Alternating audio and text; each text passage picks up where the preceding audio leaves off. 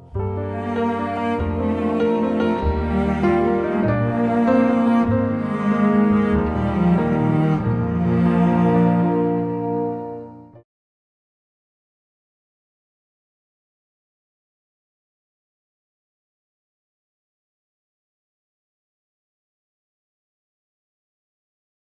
don't know how many of you have seen Treme, but obviously the video helps sort of contextualize it a bit.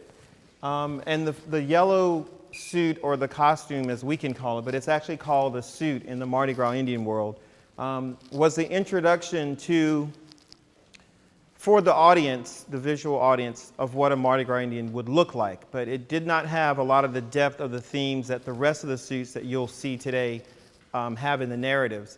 For this suit, the main thing was to introduce Mardi Gras Indians to the audience, and also establish the Guardian of the Flame icon on the chief's crown, as well as our figure of the Guardian who is guarding the flame and holding that.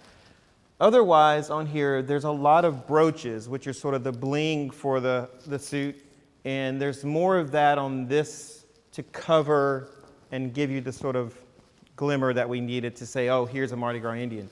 But the colors of the red and the yellow, and if you walk around the back, these are all three, we have to walk around, are basically about flame and fire and power. So those colors represent that. And in a sense, this suit is called No Hum Bow, which means he won't bow down. He's going to stand tall. He's going to carry on the tradition. So this is basically that element of narrative of carrying on the tradition of the Mardi Gras Indians and the Guardians of the Flame. You have to really look closely, but there's a lot of details in these.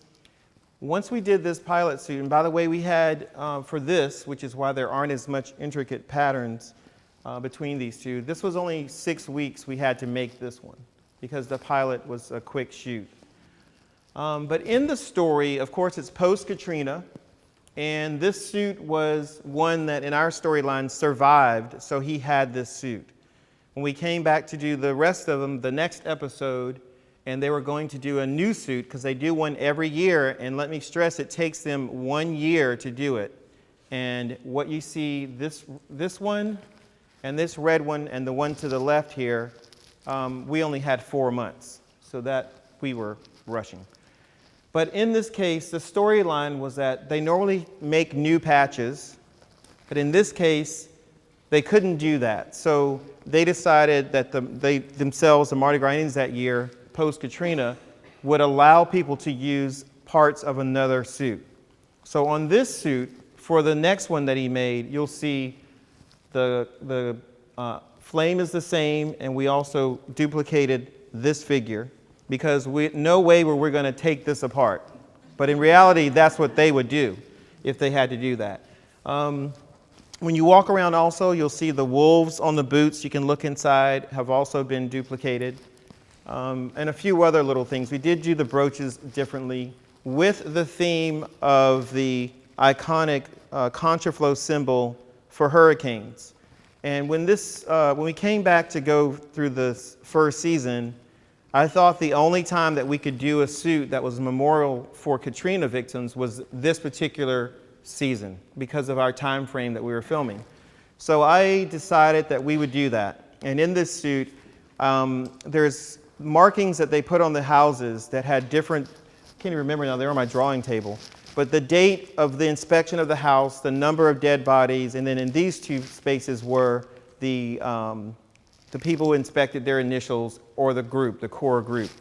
So I put this symbol at the heart of his suit, obviously as a memorial, with the date of Katrina, and then the question mark, because they still don't know really how many people's lives were lost, whether these people were missing or they just, we don't know that. But also in the culture of Mardi Gras Indians, there is the combination of African culture and Native American culture. And when they made the X's on the houses, they made X's, but here I did the spear of the Africans and the arrow of Native Americans. And of course, we have all of these contraflow symbols throughout this. But the main thing for me was I thought that the Katrina Memorial suit was sort of an SOS kind of message. So I did the same contraflows here on each side of the wings. And so together you see SOS through the... So that was like the only really brilliant thing I thought I had the whole time.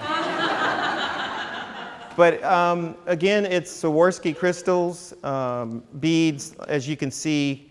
And you'll see as we go through the other seasons how these basic images of beading became a little bit more textural, because there are uptown and downtown Indians. The downtown and uptown have different styles, and there's three-dimensional to one group, and there's flat beading to another group.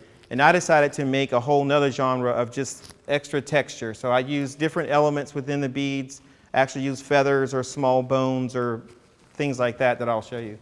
I think now, I guess we could also just point out, if anybody could see this red suit.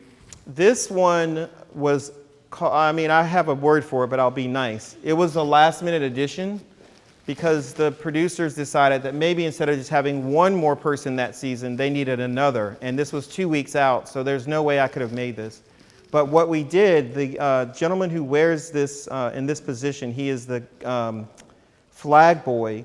He owned these patches that were in a lot of bad shape because they got damaged, but we restored them in 2 weeks and then made this suit within a few days after that. So that was sort of the, I call it the oh crap, but I said other words.